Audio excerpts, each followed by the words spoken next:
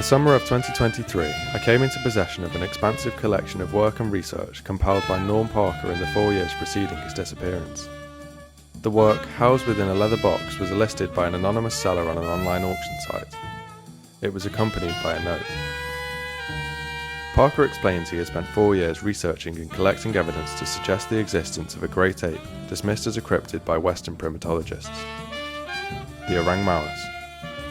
Despite recent misrepresentations of the animal as a Bigfoot-esque creature inhabiting the southern state of Johor, secrets of the Keris craftsmanship, an ancient manuscript dating back to the 2nd century AD, describes the Mawas as a 4-foot ape of abnormal strength residing in the northwestern regions of the Malay Peninsula. Parker believed this ape to be neither cryptid nor extinct. By the time he wrote to request funding for an expedition to search for the animal, he had assembled 23 pieces of photographic evidence emanating from the state of Kedah. Parker was refused funding under the guise that his theories lacked the required scientific rigour. He decided to go in alone. 18 days later, on the 6th of May 1973, he was reported missing by local authorities.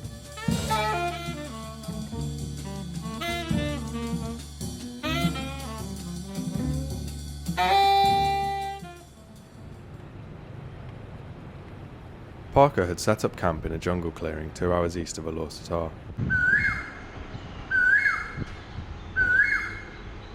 The land is now owned by a man named MD. The Mawas is not so big. I think it's like a child. Yeah. Maybe around 30-40 kilos. Maybe. Yeah. Not so big like a human, like a adult.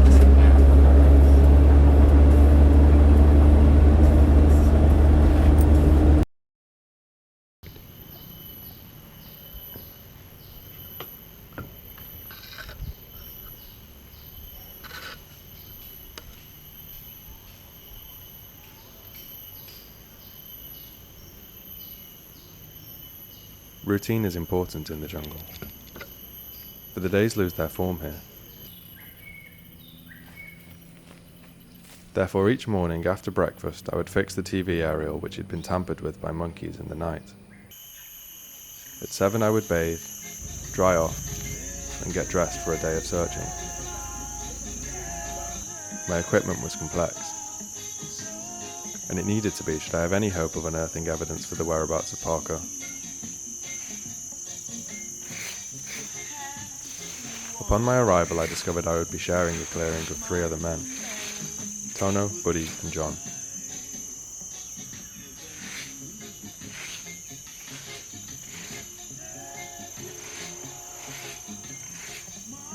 For 5 days we lived and ate together with no sign of another being.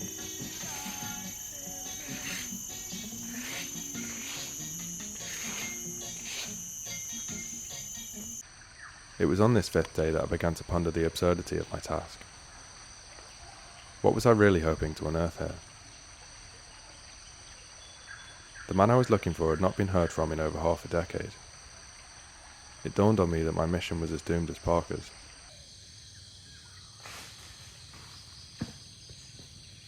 However, I seem to recall that a romanticised notion of discovery was reason enough to keep searching for the impossible.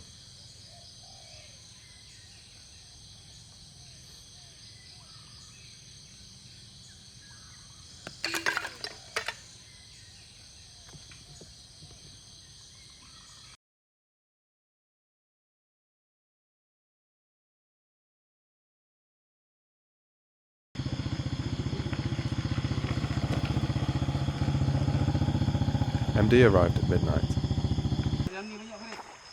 He was joined by 2 other men who began combing the banks of the river.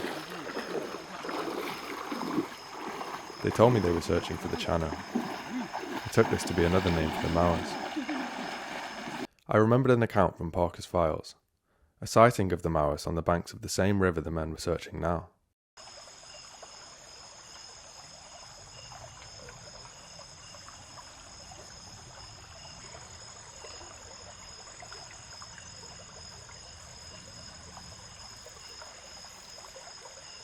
Bicara.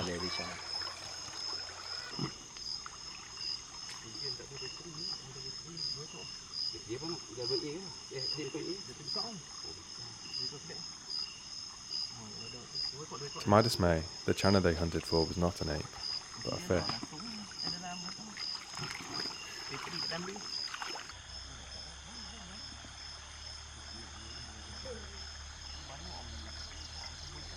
Blinking up at me from inside their makeshift aquarium, the channa dodged the larger fish whose scales resembled half-moons of mercury in the artificial light. I'm sure their glances contained some meaning I could not quite grasp. There was a hint of warning in their gaze.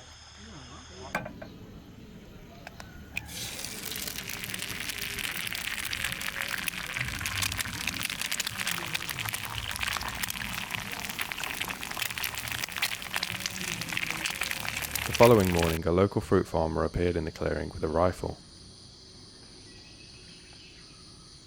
For the monkeys, he told me.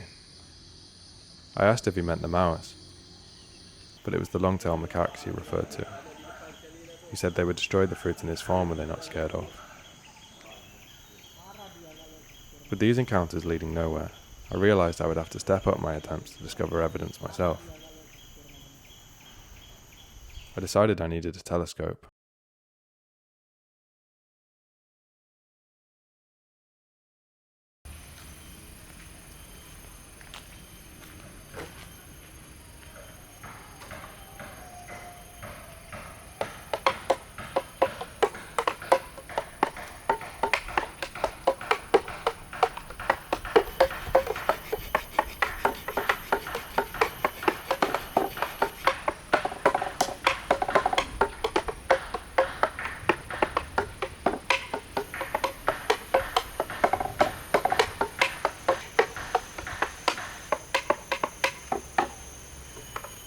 Footprint, nestled into the sediment of the riverbank not far from my tent.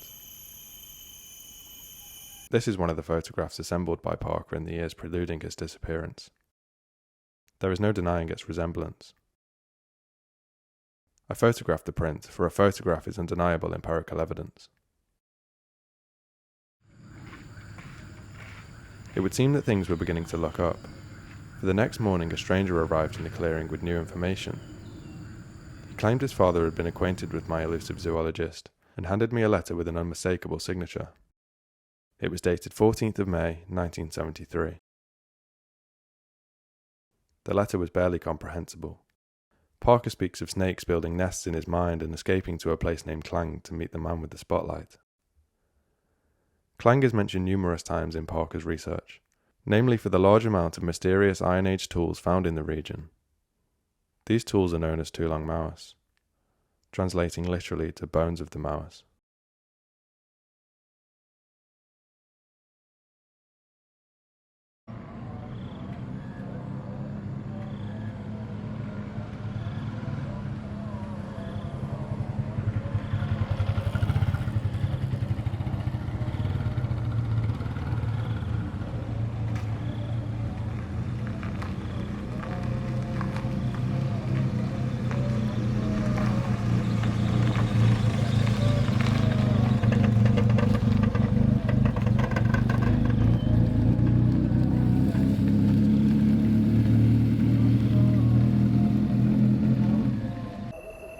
When I arrived in Klang, it was dark.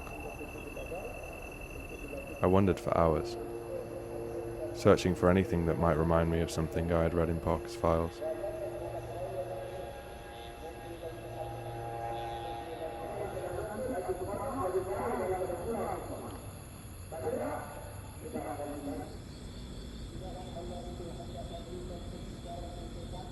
I had resigned myself to failure, when just as the sun was beginning to make itself known, the unexpected happened.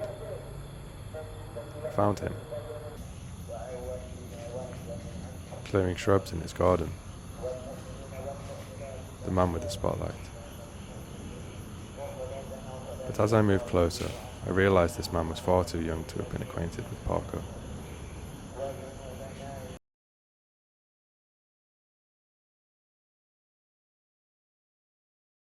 In heated debates and arguments with strangers. They say whatever they want without filter. While social media platforms have made communication more accessible, the anonymity of the internet headed into the city. I had hoped that the next piece of the puzzle would reveal itself here.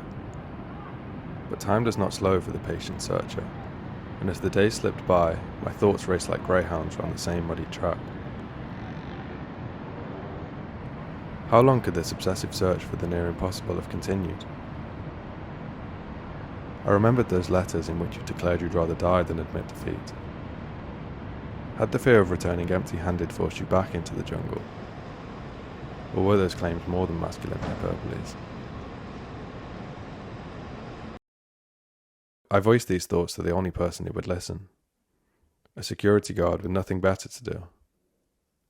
It was he who suggested I head north again. Not so far as Kedah, but to a jungle at the heart of the peninsula. The Taman Negara.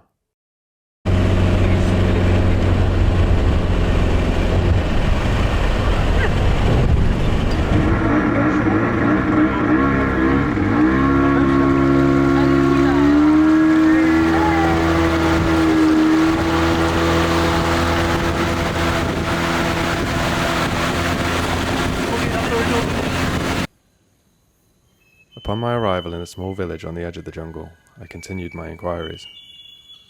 And this time I had success. For an elderly lady, who owned a restaurant on the southern bank of the river, remembered a man named Parker passing through the village some 50 years ago. He had been intent on reaching a cave, a 3-day hike from here in the direction of Mount Tahan, for he believed a small group of undiscovered apes may reside there. However, it would seem he had not made it far. She drew a map on the back of a napkin, directing me to his resting place, so I could photograph his grave, for a photograph is undeniable empirical evidence.